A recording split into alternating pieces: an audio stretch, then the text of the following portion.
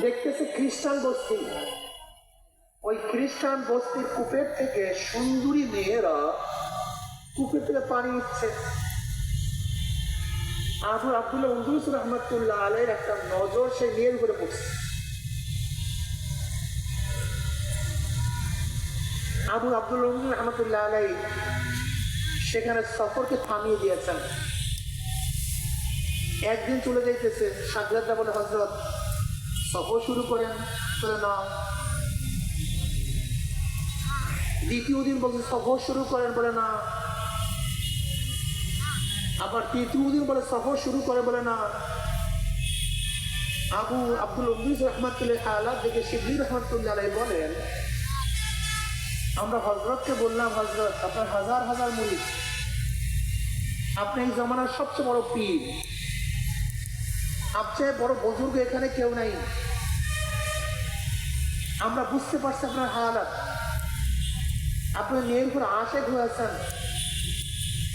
আল্লাহ না করুক এইটা যে ছড়িয়ে পড়ে, আমরা লজ্জিত হব, লাঞ্ছিত হব, অপমানিত হব। ইসলামকে মানুষ ঘৃণা করবে, প্রশ্নবিদ্ধ হবে।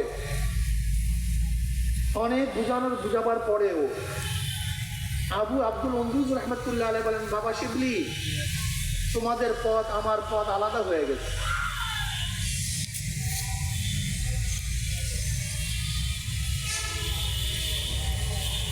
তোমরা তোমাদের পথে যাও, আমাকে এখানে থাকতে দাও। শিবলি রহমতুল্লাহ আলাইহি বলেন, এই কথা শোনার সাথে সাথে অনেক সাগরে হুজুর অনেক মুরিদ চিল্লাম দিয়ে দুনিয়া থেকে বিদায় হয়ে গেছে। কেউ জঙ্গলে চলে গেছে, অনেকে বেহুশ হয়ে গেছে। আমরা কাঁদতে কাঁদতে অস্থির হয়ে গেছি। কি অবস্থা, আমরা কি বলবো, মানুষ কি বলবে, ইসলামের অবস্থাটা কি হবে? এত কান্নাকাটি করার পরে আমরা বাগদাদে চলে আসি। আবু আব্দুল্লাহ উনদুস রহমতুল্লাহ আলাইহি ওই খ্রিস্টান মেয়েকে বিবাহের প্রস্তাব দিয়েছে, আমি তাকে বিবাহ করতে চাই। যার বাবা চিন্তা করছে ভালো মৌকা, এই বুজুর্গকে যদি ইমান ত্যাগ করাতে পারি তাহলে বাস আমরা কামিয়াব হয়ে যাব। এবার তার বাবা বলতেছে, মেয়ের বাবা বলতেছে, হ্যাঁ আমি আমার মেয়েকে আপনাকে যদি বিবাহ দেবো শর্ত আছে। কি শর্ত? আপনাকে 1 বছর শুয়ার চালাতে হবে, শুয়ার চড়াতে হবে, শুয়ার পালতে হবে, ঈমান ত্যাগ করতে হবে। আবু আব্দুল উনদুস রহমতুল্লাহ আলাইহি রাজি হয়ে গেল। তিনি সেই কাজ করা শুরু করছেন। আল্লামা শিবলি রহমতুল্লাহ আলাইহি বলেন, 1 বছর চলে গেছে। চিন্তা করলাম হুজুরকে রেখে আসছে, হুজুরের অবস্থাকে জেনে আসি। আমরা আসলাম, আমি দূর থেকে দেখতেছি হুজুর সে জিন্নু, খ্রিস্টানদের জিন্নু, এবং সে খ্রিস্টানদের বেল পরে মাথার মধ্যে খ্রিস্টানদের টুপি লাগিয়ে যে লাঠির উপরে ভর করে আমাদেরকে খুতবা দিতেন, আমাদেরকে বয়ান করতেন।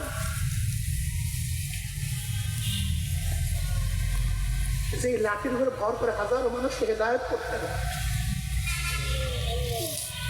সেই লাঠির ভর করে শুয়ার চড়াইতেন। হুজুরকে এই অবস্থা দেখার পর আমরা সহ্য করতে পারিনি, কান্নাকাটি শুরু করলাম। হুজুর আমাদেরকে দেখছেন দূর থেকে, হুজুর মাথা নত করছে। কাছে গেলাম, যাওয়ার পরে হুজুর অনেক কান্নাকাটি করলেন, আমরা কান্নাকাটি করলাম। আমি তাকে প্রশ্ন করলাম, হুজুর আপনার হাফেজে কোরআন, আপনার কি কোরআনে কোনো আয়াত মনে আছে? তাহলে শিবলি, আমার 2টা আয়াত দেখতে কোনো আয়াত মনে নেই। তাহলে হুজুর আপনার 30,60,000 হাদিসের আপনি হাফেজ, কোনো হাদিস কি মনে আছে? তাহলে না, একটা হাদিস ব্যতীত আমার আর কোনো হাদিস মনে নেই। এবার আবু আব্দুল্লাহ রহমতুল্লাহ আলাইহি বলেন, শিবলি আমাকে দেখে শিক্ষা গ্রহণ করো। আমাকে দেখে শিক্ষা গ্রহণ করো। আমরা কান্নাকাটি শুরু করলাম। আমাদের কান্নার অবস্থা থেকে শুয়ারগুলি সব জায়গায় ভিড় জমাইছে, চারপাশে ভিড় জমাইছে। এবারে হুজুর আকাশের দিকে তাকায় বলছে, আল্লাহ, আমাকে তোমার এত কাছে নেওয়ার পরে তুমি আমাকে এরকম লাখ দিয়ে সরাইয়া দিবা, আমি কোনোদিন বুঝতেও পারিনি। শিবলি রহমতুল্লাহ আলাইহি বলেন, হুজুরকে ছেড়ে দিয়ে আমরা চলে আসতেছিলাম বাগদাদে। এখনো 3 মঞ্জিল বাকি বাগদাদে আসবো। এর মধ্যে হঠাৎ দেখি কূপের মধ্য থেকে গোসল করে হুজুর কলেমা শাহাদাত পড়তেছে। আমরা তার কাছে গেলাম, তাকে নিয়ে বাগদাদে গেলাম।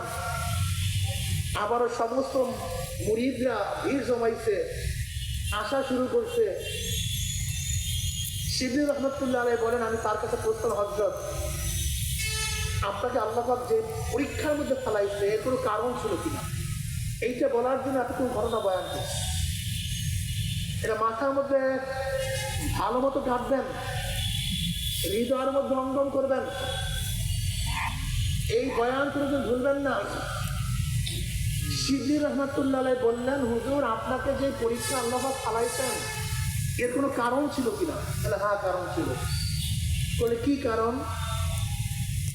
শিবলি, আমি যখন খ্রিস্টানদের বস্তির নিকট থেকে রওনা করলাম আর দেখি খ্রিস্টানরা মূর্তি পূজা করে, তখন আমি মনে মনে ভাবলাম, কমবক ইয়াকুব সাহেল গুলি, আল্লাহকে বাদ দিয়ে মূর্তির সামনে মাথা নত করে আমরা কতই না ভালো।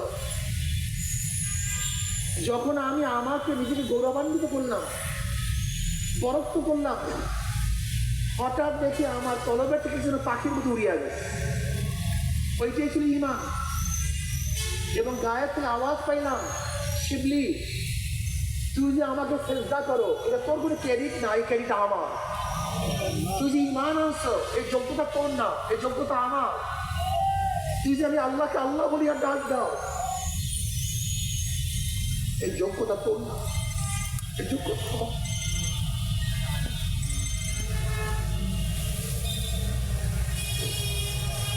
আমি নিজেকে বড় মনে করছিলাম, এই জন্য আল্লাহ পরীক্ষার মধ্যে বানায় দিচ্ছে। সবসময় মনে রাখবেন, আপনার আপন ভাই, 7 ভাই, বড় ভাইরা নামাজ পড়ে না, ছোটরা নামাজ পড়ে।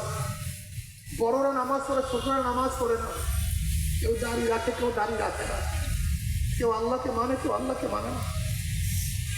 কেউ ইবাদত করে, কেউ ইবাদত করে না। আপনার আমার কোনো ক্রেডিট নয়, হেদায়েতের মালিক কে? আল্লাহ। ইন্নাকা লা তাহদি মান আহবাবতা ওয়ালাকিন্নাল্লাহ ইয়াহদি মান ইয়াশা। এর জন্য সবসময় খেয়াল রাখবেন, আল্লাহ পাক আমাকে ইবাদত করার তৌফিক দান করছেন, আমি কিছু না। সব প্রশংসা কার? আল্লাহ। জোরে বলেন কার? আল্লাহ। আলহামদুলিল্লাহি রাব্বিল আলামিন। সমস্ত প্রশংসা মালিক কে? আল্লাহ, একমাত্র আল্লাহ। ওই পাশের ব্যক্তি এখানে আসতে পারে নাই, আপনি এখানে আসছেন কিভাবে? নিশ্চয়ই আল্লাহ পাক রব্বুল আলামিন তৌফিক না দিলে আমিও আসতে পারতাম না।